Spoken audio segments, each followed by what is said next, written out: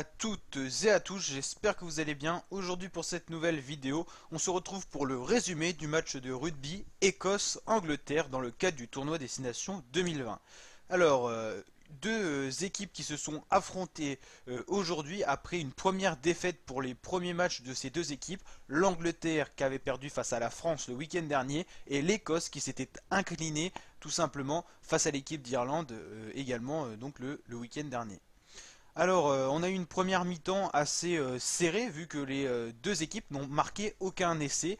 L'Angleterre était nettement dominante par rapport à l'Écosse qui a beaucoup subi, qui a dû donc beaucoup plaquer, beaucoup défendre. L'Angleterre a essayé de mettre de la vitesse, de la rapidité dans son jeu, mais il manquait toujours un petit truc pour aller marquer l'essai tout simplement. Ensuite, l'Écosse s'est plutôt bien débrouillée au niveau défensif. Elle a essayé quelques attaques cette équipe, mais toujours des attaques qui ont été anéanties par des fautes de main, des fautes de passe et des récupérations anglaises, notamment dans les rucks. Beaucoup de pertes de balles de la part de l'Écosse, beaucoup de fautes commises qui n'ont pas forcément été tout simplement marquées par l'équipe d'Angleterre, qui tout au long de la première période était face au vent et donc a eu du mal à chercher les touches.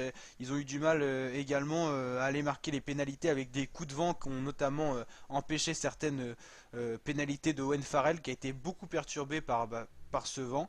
La pluie était également présente, donc une balle glissante. Bon, après ces deux équipes sont assez habituées à la pluie, mais c'est vrai que le vent était quand même assez intense pour ce match et ça a un peu perturbé les conditions du match, faut l'avouer. Avec un 3 partout, enfin non, un 3-0 pour l'Angleterre à la mi-temps.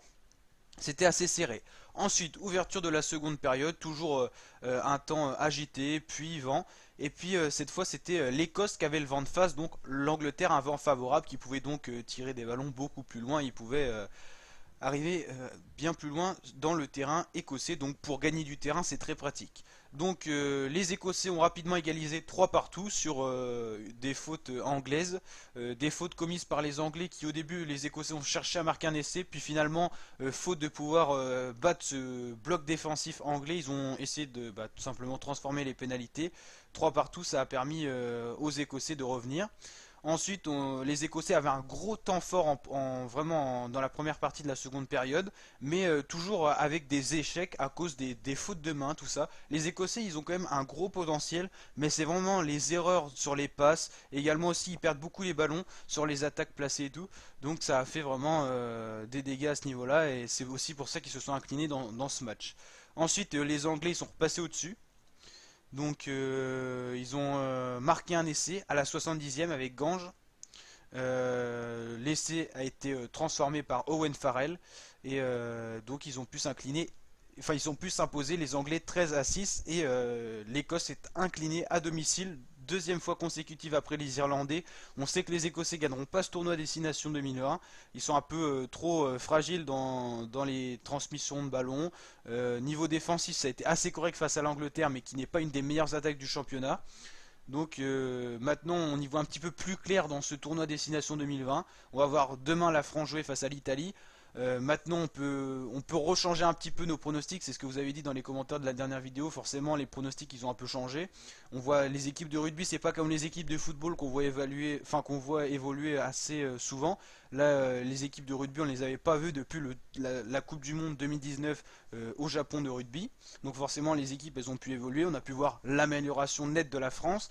L'Angleterre elle c'est au contraire un petit peu affaiblie. L'entraîneur a gardé un petit peu le même effectif. On a moins de rapidité, on a un jeu qui est plus connu aussi des autres équipes. Le jeu anglais est moins surprenant comme on pouvait voir au début. Enfin, je veux dire Angleterre-France, les Anglais ils faisaient subir beaucoup aux Français dans tous les compartiments du jeu où la France était assez fragile en fait. Fin d'année 2019, même début d'année 2019 avec le tournoi Destination. Et maintenant les Français ont su se ressaisir et la rapidité, les temps de jeu sans sortie de balle du terrain des Anglais ne font plus faillir la France et c'est ce qu'on a vu lors de l'ouverture France-Angleterre pour ces deux équipes. Donc voilà, on peut voir des équipes qui ont un peu changé et les Gallois ils sont mal partis aussi pour remporter ce tournoi Destination 2020. Donc là, si on regardait un peu les favoris, ça resterait peut-être Irlande, France et finalement il reste pas grand monde.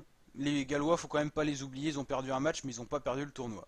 Donc voilà, n'hésitez pas à liker la vidéo si elle vous a plu, à vous abonner à ma chaîne YouTube pour d'autres vidéos de ce genre, à activer la cloche des notifications. Je vous dis à très bientôt pour de nouvelles vidéos. Ciao la team, ciao les fratés.